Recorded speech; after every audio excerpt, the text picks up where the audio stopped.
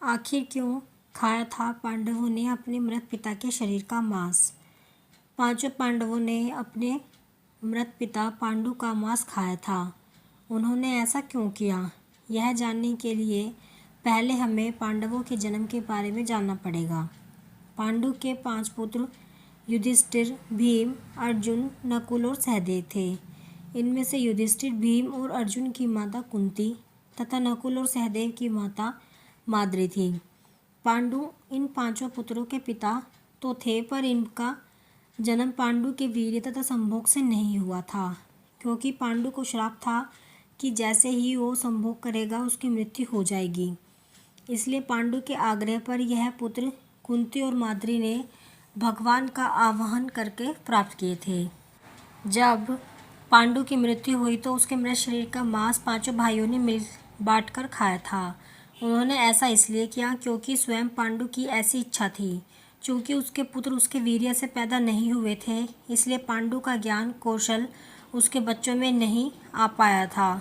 इसलिए उसने अपनी मृत्यु पूर्व ऐसा वरदान मांगा था कि उसके बच्चे उसकी मृत्यु के पश्चात उसके शरीर का मांस मिल बांट कर खा लें, ताकि उसका ज्ञान बच्चों में स्थानांतरित हो जाए।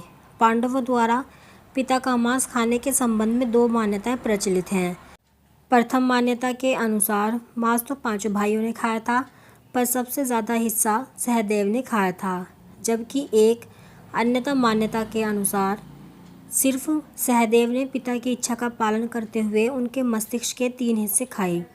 पहले टुकड़े को खाते ही सहदेव को इतिहास का ज्ञान हुआ, दूसरे टुकड़े को खाने पे वर्तमान का, और तीसरे टुकड़े को खाते ही भविष्य का। यही कारण था कि सहदेव 5 भाइयों में सबसे अधिक ज्ञानी था, और इससे उसे भविष्य में होने वाली घटनाओं को देखने की शक्ति मिल गई थी।